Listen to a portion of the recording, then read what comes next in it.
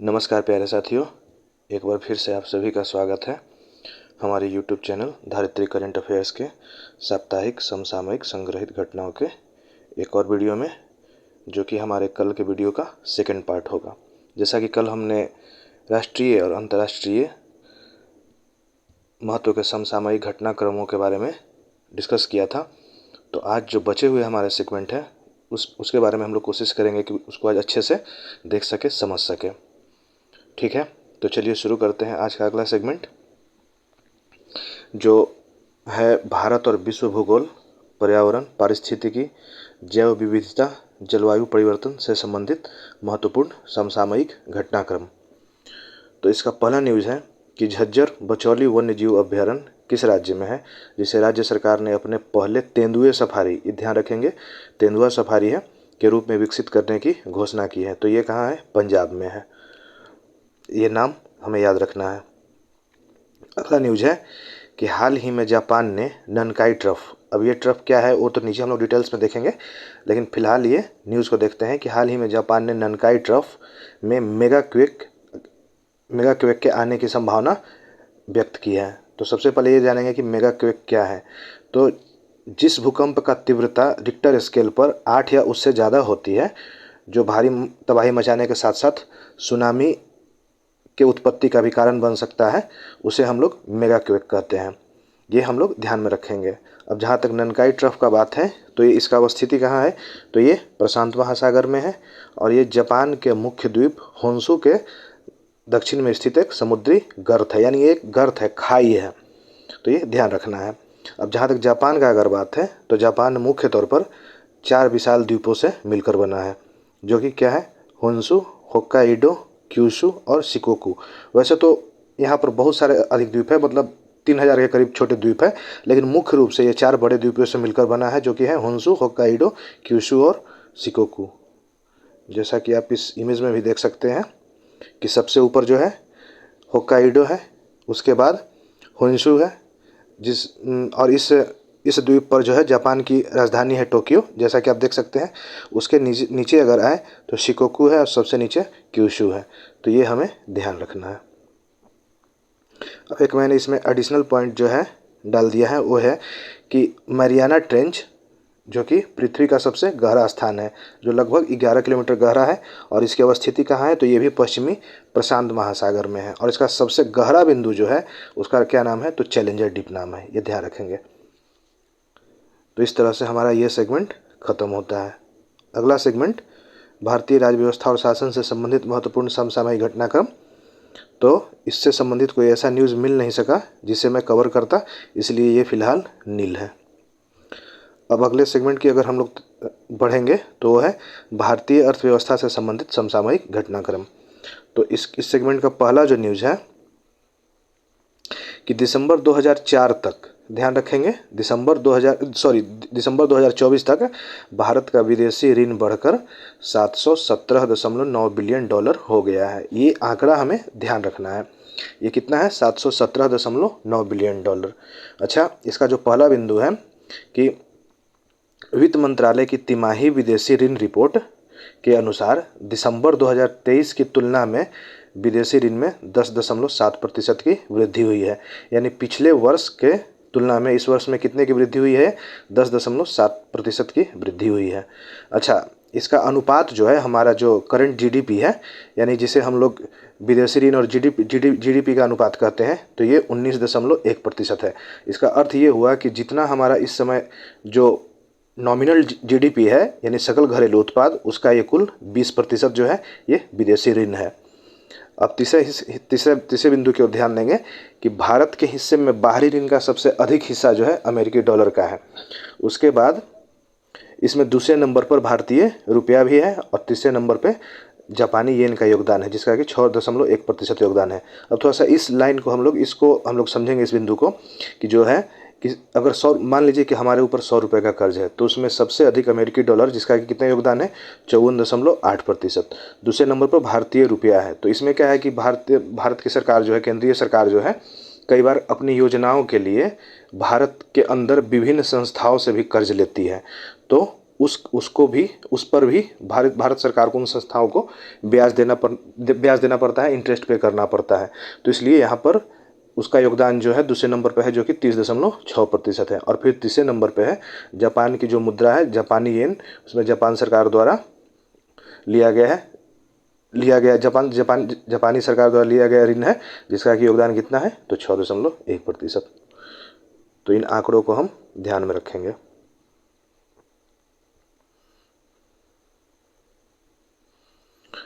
अगला बिंदु है जो कि महत्वपूर्ण है कि जीएसटी संग्रह 2024 से 25 यानी कि एक वित्त वर्ष का है, तो जो कि कितना है, और ये चूंकि एक वित्त वर्ष का है इसलिए ये महत्वपूर्ण हो जाता है कि हमने 2024 से 25 में के वित्त वर्ष में कुल संग्रह जीडीपी का कितना किया है, तो 22.08 लाख करोड़ रुपए का किया है। और जो कि पिछले वित्त वर्ष की तुलना में इसमें कितनी वृद्धि हुई है, तो इसमें वृद्धि जो है 9.4% की वृद्धि हुई है। अच्छा, इस वित्त वर्ष में जो सबसे सर्वाधिक जीएसटी संग्रह वाला महीना जो था वो अप्रैल था। जहाँ तक राज्यवार जीएसटी संग्रह का बात करें सबको मिलाकर, जिसमें हमारे राज्य भी हैं और केंद्र शासित प्रदेश भी है, तो उसमें हरियाणा है जहाँ सबसे अधिक संग्रह हुआ है। उसके बाद दूसरे नंबर पे नई दिल्ली है और फिर महाराष्ट्र है।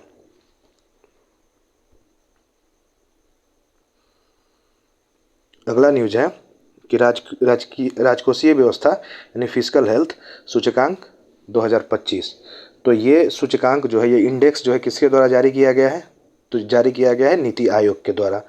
उद्देश्य क्या है, तो उद्देश्य है भारत में राज्यों के राजकोषीय स्वास्थ्य के बारे में समझ विकसित करना। अब ये क्या है, तो मैंने इससे संबंधित एक छोटा सा इमेज अटैच कर दिया है, उसको थोड़ा सा देख लेंगे, हम लोग समझ लेंगे कि राजकोषीय स्वास्थ्य के लिए अच्छे संकेत के जो मापदंड हैं, जो पैरामीटर्स है, वो क्या क्या है। तो सबसे पहले ऊंचा राजस्व यानी सरकार के पास पर्याप्त धन होना चाहिए। कम व्यय यानी सरकार का खर्च हो मतलब नियंत्रित हो, अपव्यय ना हो। कम ऋण, सरकार का ऋण का जो बोझ है वो कम होना चाहिए। बजट संतुलित होना चाहिए और मजबूत राजकोषीय अनुशासन होना चाहिए। यानी कि ये किसी भी फिजिकल हेल्थ के अच्छे संकेतक हैं जो ये बताते हैं कि उस राज्य का राजकोषीय स्वास्थ्य सूचकांक अच्छा है। अब बुरे संकेत की अगर बात करते हैं हम, तो कम राजस्व यानी सरकार के पास धन की कमी, अधिक व्यय यानी कि सरकार का खर्च बहुत अधिक है, उच्च ऋण यानी सरकार पर ऋण का बोझ अधिक है, और बजट घाटा यानी सरकार का राजस्व उसके व्यय से कम है। यानी कि जो टैक्स कलेक्शन है, वो जो एक्सपेंडिचर है, जो खर्च किया जा रहा है, उससे कम है। अब ये जो इंडेक्स है, इससे संबंधित कुछ प्रमुख बिंदु हैं जिन्हें हम लोग ध्यान में रखेंगे। वो ये है कि विश्लेषण में 18 प्रमुख राज्यों को शामिल किया गया है, यानी 18 राज्यों का एक सैंपल साइज लिया गया है, जिसमें टॉप 3 स्टेट्स हैं जिनके राजकोषीय स्वास्थ्य बेहतर है। वो कौन कौन से हैं? ओडिशा पहले स्थान पे है, उसके बाद छत्तीसगढ़ और फिर गोवा। अगर अपने बिहार का बात करें तो 27.8 अंकों के साथ बिहार का स्थान जो है 13वां है। तो ये दोनों आंकड़े कितने अंक दिए गए हैं बिहार को? 27.8 और स्थान क्या है? तो 13वां है। और उसी को हम लोग इमेज के माध्यम से देख लेंगे। जैसा कि आप देख सकते हैं, तो टॉप 5 का तो जिक्र किया गया है। अगर बॉटम 5 का अगर जिक्र करें तो उसमें पंजाब जो है, चूंकि 18 राज्यों का सैंपल साइज है, तो उसमें पंजाब का जो है फिजिकल हेल्थ हो सबसे खराब पाया गया है। तो इसमें पंजाब जो है सबसे निचले पायदान पे है, ये ध्यान रखेंगे। इस तरह से हमारा एक और सेगमेंट आज समाप्त होता है। अगला सेगमेंट है विज्ञान और प्रौद्योगिकी से संबंधित समसामयिक घटनाक्रम। तो इसका पहला न्यूज है, ध्यान से देखेंगे, एक महत्वपूर्ण न्यूज है कि भारतीय अंतरिक्ष अनुसंधान संगठन यानी इसरो ने भविष्य में, ध्यान रखिएगा, भविष्य में भारी अंतरिक्ष प्रक्षेपणों के लिए आवश्यक सेमी क्रायोजेनिक इंजन, जिसका कि क्या नाम रखा गया है, SE-2000 पर सफलतापूर्वक परीक्षण किया है। तो इसको हम लोग विस्तार से देखेंगे, लेकिन सबसे पहले ये देखेंगे कि क्या है। तो ये भारी अंतरिक्ष प्रक्षेपणों के लिए एक सेमी क्रायोजेनिक एक इंजन है, जैसे गाड़ियों में इंजन होता है ना, तो वैसे ही ये एक इंजन है जिसका सफलतापूर्वक परीक्षण किया गया, और इसका नाम क्या है? SE-2000। तो इसको हम लोग थोड़ा विस्तार से देखेंगे। तो इसका प्रक्षेपण स्थल क्या है, यानी कि इसको किस जगह से प्रक्षेपित किया गया है, लॉन्च किया गया है? तो तमिलनाडु के महेंद्रगिरी स्थल का इसरो प्रोपल्सन कॉम्प्लेक्स। ठीक है। दूसरा बिंदु है कि वैज्ञानिक रूप से इस परीक्षण को पावर हेड टेस्ट आर्टिकल यानी PHTA के नाम से भी जाना जाता है। अच्छा, इस इंजन में, चूँकि ये इंजन है तो इसको फ्यूल तो चाहिए, ईंधन तो चाहिए ताकि ये फंक्शनल हो, ऑपरेशनल हो। तो इसमें इंजन में जो है फ्यूल के रूप में क्या क्या यूज़ किया गया है, तो तरल ऑक्सीजन और केरोसिन। ये वही केरोसिन है जो आज से बहुत पहले हम लोग अपने घरों में इस्तेमाल किया करते थे। तो फर्क सिर्फ इतना होता है कि जो जो क्रायोजेनिक इंजन में इस्तेमाल किया जाने वाला जो केरोसिन होता है वो थोड़ा उच्च दर्जे का होता है, थोड़ा अच्छा क्वालिटी का होता है। तो ये हम लोग ध्यान रखेंगे। और चौथा बिंदु है कि ये किसके लिए तैयार किया जा रहा है। तो ये एक लॉन्च व्हीकल है हमारा, जिसका नाम है geosynchronous satellite launch vehicle MK3, जिसे हम लोग GSLV MK3 यानी कि इसको हम लोग क्या कहते हैं, तो इसको मार्क 3 भी कहते हैं। ध्यान रखिएगा, ये क्या है, एक लॉन्च व्हीकल है। और इसका इस्तेमाल किस लिए किया जाता है, तो जो आर्टिफिशियल सैटेलाइट्स होते हैं उनको स्पेस में लॉन्च करने के लिए इस लॉन्च व्हीकल का इस्तेमाल किया जाता है। और इसी लॉन्च व्हीकल में ये इंजन लगाया जाएगा ताकि क्या कर सके, ताकि जो आगे से हमारा जो पेलोड्स हो, यानी आगे से जो आर्टिफिशियल सैटेलाइट्स को जब हम लॉन्च कर सके तो उसका पेलोड क्षमता जो है वो बढ़ सके। यानी कि ये कितना हो जाएगा, तो इस सेमी क्रायोजेनिक इंजन को लगाने से रॉकेट का पेलोड क्षमता 4 टन से बढ़ाकर इसको 5 से 6 टन तक ले जाया जा सके। तो इसीलिए ये इसका परीक्षण किया गया है। अब सेमी क्रायोजेनिक रॉकेट इंजन जो है, जो कि जिसका महत्व क्या है, तो ये अंतरिक्ष यान को पृथ्वी के वायुमंडल से बाहर ले जाने के लिए रॉकेट के प्रथम चरण को आगे बढ़ाने में सहायक होते हैं। यानी कि प्रथम चरण में जो थ्रस्ट होता है, ताकि उसमें वेलोसिटी दिया जा सके, स्पीडअप दिया जा सके। यानी कि इसको एक वजनी आर्टिफिशियल सैटेलाइट को इसको अंतरिक्ष में एक तरह से आप समझिए तो फेंकना है, थ्रो करना है। तो इसके लिए ज़रूरी है कि हमारे पास एक ऐसा इंजन हो जो उस क्षमता से संपन्न हो, जो कि ऐसे कार्य का प्रदर्शन कर सके। तो ये हमें ध्यान में रखना है।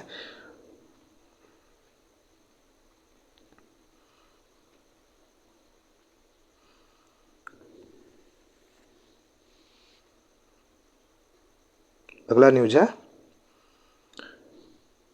SpaceX, जो कि एलोन मस्क की एक कंपनी है, अंतरिक्ष कार्यक्रमों से संबंधित कंपनी।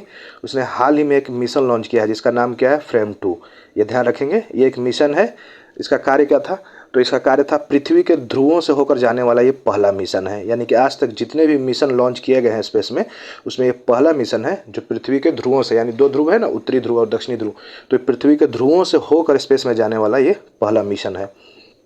इसका उद्देश्य क्या है, तो अंतरिक्ष में पहली बार एक्सरे का परीक्षण करना और माइक्रोग्रेविटी यानी सूक्ष्म गुरुत्वाकर्षण में पहली बार मशरूम उगाने का प्रयास करना।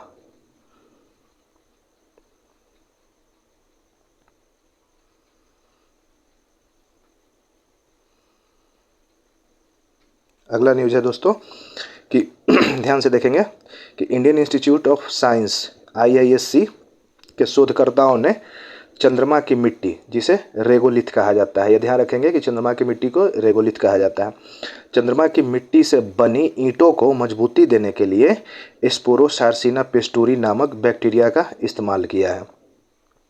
अब फिलहाल इस न्यूज़ को हम लोग ध्यान से देखना जरूरी है और बाकी इसके डिटेल्स को अंदर देखेंगे कि ये क्यों और किस लिए ज़रूरी है। तो बैक्टीरिया का नाम याद रखना है स्पोरोसार्सिना पेस्टोरी, और इसका इस्तेमाल किस लिए किया जाना है, ताकि चंद्रमा की मिट्टी को मजबूती दिया जा सके, मरम्मत किया जा सके, उससे ईंटों का निर्माण किया जा सके, ताकि भविष्य में चंद्रमा पर बस्ती का जो बसावट है, एक विभिन्न देश के वैज्ञानिकों का ये जो एक महत्वाकांक्षी योजना है कि भविष्य में कैसे इंसानों को चंद्रमा पर बसाया जाए, तो उससे संबंधित जो कॉलोनीज बनाए जाएंगे, तो उसके लिए जो ईंटें लगेंगी, तो वैज्ञानिक इस प्रयास में लगे हुए हैं कि उन ईंटों को चंद्रमा के मिट्टी से ही इस्तेमाल करके बनाया जाए, क्योंकि यहाँ से उन बस्तियों के लिए जो रॉ मटेरियल्स होंगे उनको ले जाना पॉसिबल नहीं है। तो इसीलिए इस पर प्रयास किया जा रहा है। तो ये इस बैक्टीरिया के बारे में जानेंगे कि ये बैक्टीरिया जो है ये धरती की मिट्टी में पाया जाने वाला बैक्टीरिया है, ठीक है। और इसको गगनयान मिशन के साथ अंतरिक्ष में भेजने का प्रस्ताव तैयार किया जा रहा है, ताकि यह जांच किया जा सके कि माइक्रोग्रेविटी में यानी सूक्ष्म गुरुत्वाकर्षण में यह किस तरह व्यवहार करते हैं। यानी कि इस बैक्टीरिया को जो गगनयान मिशन है भारत का, उसके साथ भेजा जाएगा। पहले ये देखा जाएगा कि ये बैक्टीरिया वहाँ की मिट्टी में किस तरह से व्यवहार करते हैं, जिंदा रहते हैं या नहीं रहते। अगर जिंदा रहते हैं तो किस तरह से व्यवहार करते हैं, तो ये ध्यान रखना है। और अगला बिंदु, जैसा कि मैंने पहले बताया कि ये शोध भविष्य में चंद्रमा पर मानव बस्ती बसाने के उद्देश्यों को पूरा करने से संबंधित है। अब मैंने मिशन गगनयान से संबंधित एक यहाँ पर फोटो अटैच कर दिया है कि मिशन गगनयान जो कि 2 से 3, जिसके 2 से 3 मेंबर्स होंगे। ये 3 दिन का मिशन है और ये भारत का पहला स्वदेशी मिशन होगा जिसमें एस्ट्रोनॉट स्पेस में जाएंगे। गगनयान 300 से 400 किलोमीटर ऊपर धरती का जो निचला ऑर्बिट है उसमें ये रहकर 3 दिनों के लिए जो एक्सपेरिमेंट्स होंगे उन एक्सपेरिमेंट्स को करेंगे। और ये इसका घोषणा कब किया गया था, तो ये 2018 को इसका घोषणा किया गया था। और अगर यह मिशन कामयाब रहा, जो कि भरोसा है कि कामयाब होगा ही, तो भारत जो है स्पेस में इंसानों को भेजने वाला चौथा देश होगा। इसके पहले जो 3 देश हैं वो कौन कौन है, तो सोवियत रूस जो कि सबसे पहले इस लक्ष्य को हासिल किया, और दूसरा अमेरिका, और तीसरा चीन। इस तरह से हमारा आज का ये सेगमेंट भी ख़त्म होता है। अब हम लोग अगले सेगमेंट की ओर बढ़ेंगे जो कि है महत्वपूर्ण व्यक्ति, दिवस, त्यौहार, पुरस्कार और संस्था से संबंधित महत्वपूर्ण समसामयिक घटनाक्रम। तो इसका पहला जो न्यूज़ है कि education and nutrition learn to eat well report, ये किसके द्वारा जारी की गई है, यूनेस्को द्वारा। ध्यान रखेंगे ये जो है रिपोर्ट है जिसका नाम क्या है, education and nutrition learn to eat well. Education यानी शिक्षा, न्यूट्रिशन यानी पोषण, यानी शिक्षा और पोषण को एक साथ इसमें एक दूसरे के लिए अन्योन्याश्रित बताया गया है। और ये इससे संबंधित रिपोर्ट है जिसमें क्या है कि रिपोर्ट में शिक्षा और पोषण के बीच दो तरफा संबंध पर जोर दिया गया है, यानी पोषण का शिक्षा पे और शिक्षा का पोषण पे प्रभाव पड़ता है। और ये किसके द्वारा जारी की गई है, तो यूनेस्को के द्वारा। अगला न्यूज़ है कि हाल ही में सुप्रीम कोर्ट के पूर्व जज वीरास्वामी रामास्वामी, ये नाम ध्यान रखेंगे क्यों जरूरी है, नीचे आएगा कि हाल ही में सुप्रीम कोर्ट के पूर्व जज वीरास्वामी रामास्वामी का निधन हो गया है। और ये हमारे देश के पहले न्यायाधीश थे जिनके खिलाफ स्वतंत्र भारत में निष्कासन, यानी जिसको महाभियोग कहते हैं, यानी पद से पदच्युत कर देना, इसको हम लोग इम्पीचमेंट मोशन के नाम से भी पढ़ते हैं, कि ये स्वतंत्र भारत के पहले न्यायाधीश थे जिनके खिलाफ भारत में निष्कासन या महाभियोग का कार्यवाही किया गया था। इसलिए ये न्यूज़ महत्वपूर्ण है। अगला न्यूज़ है कि हाल ही में वंदना कटारिया जिन्होंने संन्यास लिया है, उनका संबंध किससे है, तो हॉकी से। और ये कहाँ की मूल रूप से कहाँ की निवासी हैं, तो ये उत्तराखंड की हैं।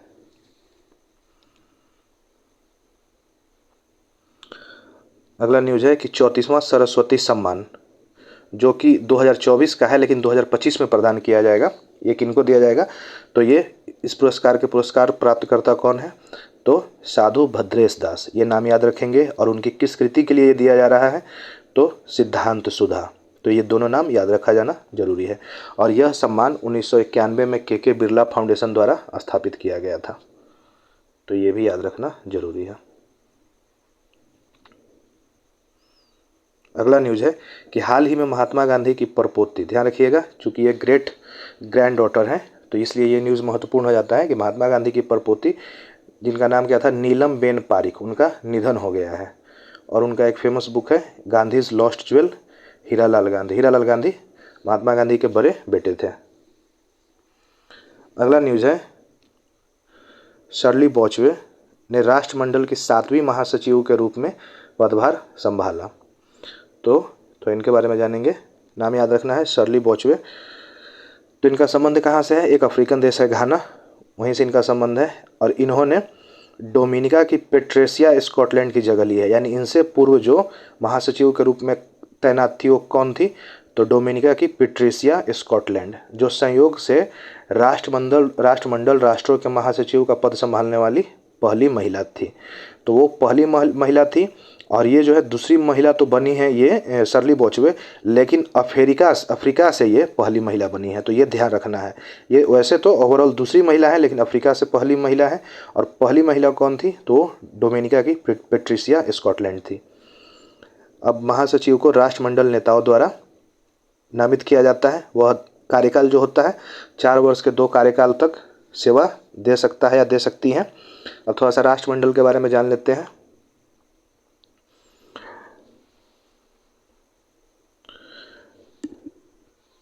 उन्नीस की बैठक में ब्रिटिश राष्ट्रमंडल राष्ट्रों द्वारा गठन किया गया था। इसमें मुख्य तौर पर वे सभी देश शामिल हैं जो कभी एक समय में इंग्लैंड द्वारा शासित थे। तो इसमें ब्रिटेन और वे स्वतंत्र देश शामिल थे जो कभी ग्रेट ब्रिटेन द्वारा शासित थे। अभी इसके कितने हैं? 56 देश हैं यानी सदस्य देश, और 4 देश ऐसे हैं जिन पे ब्रिटेन का कभी शासन नहीं रहा है लेकिन फिर भी वे इनके सदस्य हैं। तो वो कौन कौन है? मोजाम्बिक, रवांडा, गैबोन और टोगो। तो ये 4 नाम हमें याद रखना है। मुख्यालय कहाँ है? लंदन में। कॉमनवेल्थ के प्रमुख कौन होते हैं? तो ब्रिटिश सम्राट होते हैं। राष्ट्रमंडल के पहले महासचिव कौन थे? तो कनाडा के अर्नोल्ड स्मिथ थे, और भारत की तरफ से कमलेश शर्मा 5वें महासचिव बनाए गए थे। तो ये कुछ तथ्य हैं जो हमें ध्यान में रखना है। यही है शर्ली बॉचवे।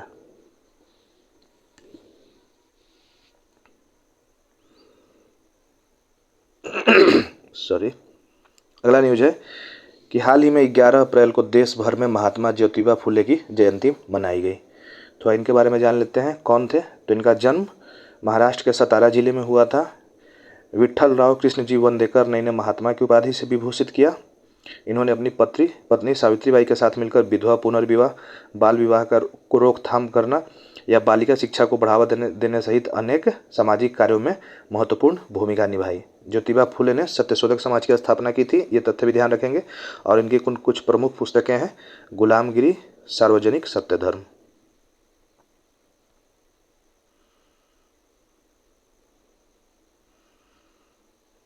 अगला न्यूज है आरबीआई की नई डेप्यूटी गवर्नर पूनम गुप्ता को बनाया गया है। ये नाम ध्यान रखिएगा। कार्यकाल इनका होगा 3 वर्ष, और ये पूर्व deputy governor Michael Devvrat Patra की जगह लेंगी। और आरबीआई के गठन से अब तक के इतिहास में डेप्यूटी गवर्नर के पद पर सिर्फ 4 महिलाएं ही पहुंच पाई हैं, जिनमें सबसे पहला नाम जो था केजी उदेसी, उसके बाद श्यामला गोपीनाथ, उसके बाद उषा थोराट, और अब पूनम गुप्ता। तो ये कुछ महत्वपूर्ण तथ्य हैं जिन्हें ध्यान में रखा जाना जरूरी है।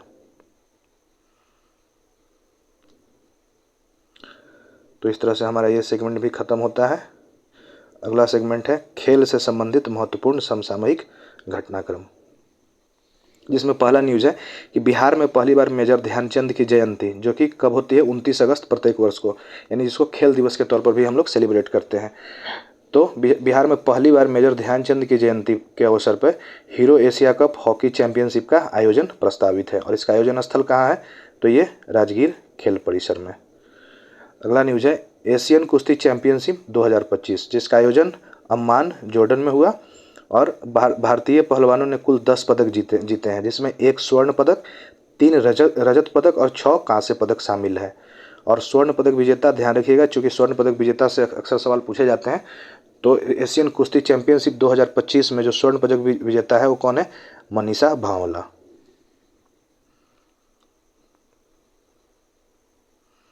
अगला न्यूज है एशियन क्रिकेट काउंसिल के अभी नए अध्यक्ष कौन बनाए गए हैं? मोहसिन नकवी, जिनका संबंध पाकिस्तान से है। और ये किनका जगह लेंगे? तो पूर्व अध्यक्ष सम्मी सिल्वा, जो कि श्रीलंका के थे। अगला न्यूज है इंडियन ओपन 2025 पीएसए यानी professional squash association copper event. ये स्क्वाश से संबंधित एक इवेंट है, जो कि जिनमें महिला वर्ग में विजेता जो है अनाहत सिंह है, और पुरुष वर्ग में विजेता करीम एल तुर्की, जिनका संबंध इजिप्ट से है। तो ये दोनों नाम हम लोग ध्यान रखेंगे।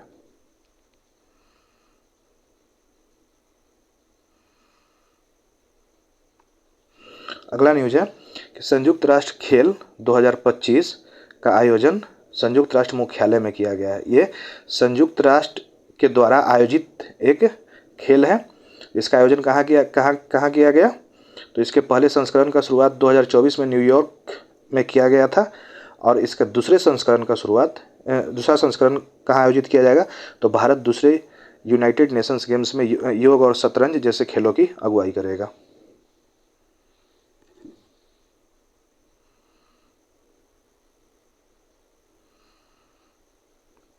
समता दिवस, अगले न्यूज की तरफ हम लोग देखेंगे। समता दिवस जो कि प्रत्येक वर्ष 5 अप्रैल को बाबू जगजीवन राम की याद में मनाया जाता है। इनका जन्म कब हुआ था? तो जन्म 5 अप्रैल 1908, जो कि इनके गांव का नाम चंदवा था, जो कि भोजपुर जिला का एक गांव है और ये बिहार में है। अब थोड़ा इनसे संबंधित कुछ तथ्य हैं जो हमें ध्यान में रखना है कि 28 साल की उम्र में 1936 में बिहार विधान परिषद का सदस्य नामांकित किया गया था इन्हें, जब गवर्नमेंट ऑफ इंडिया एक्ट 1935 के तहत 1937 में चुनाव हुए थे। अगला बिंदु है कि वर्ष 1935 में ही बाबूजी ने, इनको बाबूजी प्यार से लोग कहा जाता है, बाबूजी जगजीवन राम को, बाबूजी ने हेमंड कमेटी के समक्ष दलितों के मतदान करने की मांग की, जिसे हेमंड कमेटी ने स्वीकार कर लिया। तो ये भी तथ्य जो है ध्यान में रखना है। ये उन 12 राष्ट्रीय नेताओं में एक थे जिन्हें अंतरिम सरकार के गठन के लिए लॉर्ड बवेल ने अगस्त 1946 में आमंत्रित किया था। वर्ष 1946 में पंडित जवाहरलाल नेहरू के नेतृत्व में गठित प्रथम लोकसभा में बाबूजी ने श्रम मंत्री के रूप में देश की सेवा की। डॉक्टर नॉर्मन बोरलॉग की सहायता से हरित क्रांति की नींव रखी।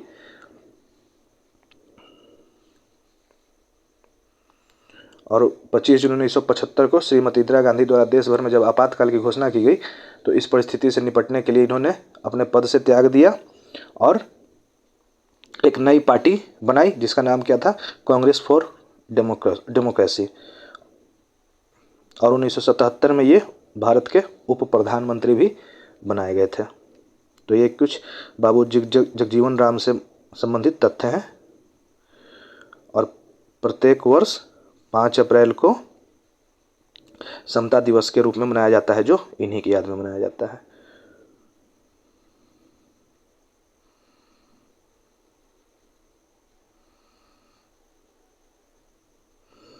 अगला न्यूज है कि वीर कुंवर सिंह की शौर्य जयंती पर, जो कि बिहार से संबंधित समसामयिक घटनाक्रम का न्यूज है कि वीर कुंवर सिंह की शौर्य जयंती पर 23 अप्रैल को पटना के जेपी गंगा पथ पर, ध्यान रखेंगे ये जेपी गंगा पथ पर, भारतीय वायुसेना की टीम सूर्यकरण ने एरोबैटिक्स का प्रदर्शन किया। एरोबैटिक्स क्या होता है? तो जो हवा में हवाई जहाज जो प्रदर्शन करते हैं ना, एक फॉर्मेशन बनाकर, तो उसको एरोबैटिक्स कहा जाता है।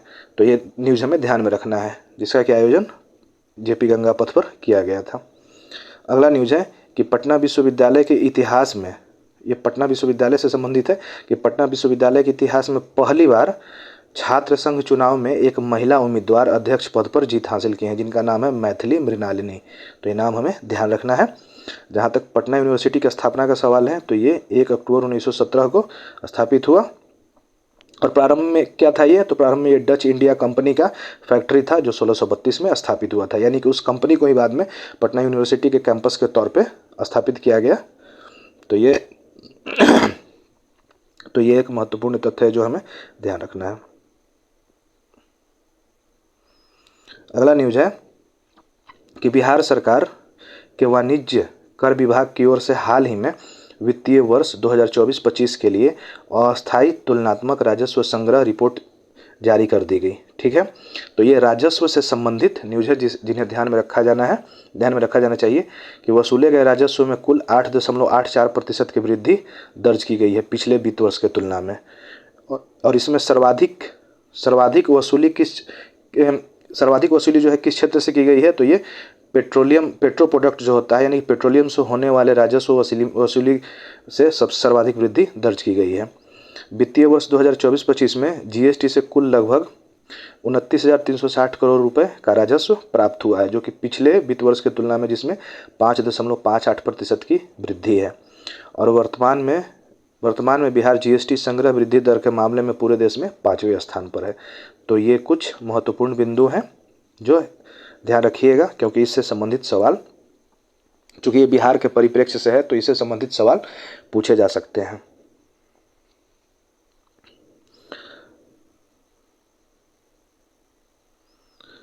अगला न्यूज है जो इस वीडियो का लास्ट न्यूज है, वो है कि केंद्र सरकार द्वारा हाल ही में पटना आरा सासाराम कॉरिडोर के निर्माण की मंजूरी दे दी गई है। अब थोड़ा सा इसके बारे में देख लेते हैं हम लोग कि ये क्या है। तो ये 120 किलोमीटर लंबे ग्रीनफील्ड और ब्राउनफील्ड हाईवे का मिश्रण होगा। यानी कि इसका कुछ हिस्सा ग्रीनफील्ड हाईवे होगा और कुछ हिस्सा ब्राउनफील्ड हाईवे होगा। दोनों क्या है ये हम लोग नीचे देखेंगे। लेकिन इसका लंबाई कितना होगा, तो इसका लंबाई 120 किलोमीटर होगा और इसे राष्ट्रीय राजमार्ग 119A यानी नेशनल हाईवे 119A के रूप में जाना जाएगा। और ये कॉरिडोर जो है बिहार के 7 जिलों से होकर गुजरेगी। थोड़ा देख लेते हैं कौन कौन, तो पटना, भोजपुर, रोहतास, सारण, सिवान, गोपालगंज और वेस्ट चंपारण। तो ये नाम हमें ध्यान रखना है, ये एक महत्वपूर्ण न्यूज़ है चूँकि ये NH से संबंधित है, बिहार के इंफ्रास्ट्रक्चर से संबंधित न्यूज़ है। अब थोड़ा देख लेते हैं कि ग्रीनफील्ड हाईवे क्या होता है, ब्राउनफील्ड हाईवे क्या होता है। तो ब्राउनफील्ड हाईवे जो होता है ये वैसी सड़क परियोजनाएं होती हैं जिनमें पहले से मौजूद सड़कों या राजमार्गों को मरम्मत किया जाता है या उनके चौड़ीकरण की ओर ध्यान दिया जाता है। ठीक है, तो ब्राउनफील्ड हाईवे जो होती है ये ऐसी ही सड़क परियोजनाएं होती हैं जो पहले से तो मौजूद है, बस क्या करना है कि या तो उनको चौड़ा कर देना है या अगर उनका मरम्मत किया जाना है तो उनको मरम्मत कर देना है। ग्रीनफील्ड का जहाँ तक बात आता है तो ये ऐसी सड़क परियोजनाएं होती हैं जिनमें बिल्कुल नई सड़कें या राजमार्ग बनाए जाते हैं ऐसे क्षेत्र में जो पहले से अविकसित था, जहाँ पहले से किसी भी तरह के उस तरह के प्रोजेक्ट लगाए नहीं गए थे। तो ये बिल्कुल नए क्षेत्रों में स्थापित की गई सड़क परियोजनाएं होती हैं। तो इन सभी बिंदुओं को ध्यान रखिएगा। तो इस तरह से आज का हमारा ये वीडियो जो कल के बचे हुए सेगमेंट्स का ये वीडियो था ये समाप्त होता है। तो उम्मीद करता हूँ कि ये वीडियो आप लोगों के लिए सपोर्टिव होगा, आप लोगों को इन्फॉर्मेटिव लगा होगा। तो अगर ऐसा है तो आप इसे अपने अन्य दोस्तों के साथ भी शेयर करिएगा। और मेरे उत्साहवर्धन के लिए अगर ये वीडियो अच्छा लगा होगा तो वीडियो को लाइक अवश्य करिएगा, चैनल को सब्सक्राइब करिएगा और कोशिश करिएगा कि बेल आइकॉन को प्रेस कर दे ताकि जब भी मैं अगला बार कोई वीडियो डालूं तो उसका नोटिफिकेशन आपको मिल जाए। साथ ही अगर कोई आपका कमेंट होगा तो उस कमेंट को अपने सुझाव कमेंट के माध्यम से अपना सुझाव जो है अवश्य दीजिएगा, इसके बारे में भी ज़रूर बताइएगा। तो इसी के साथ ही मैं आज का अपना वीडियो जो है समाप्त करता हूँ। एक बार फिर से आप सभी को नमस्कार, जय हिंद, वंदे मातरम।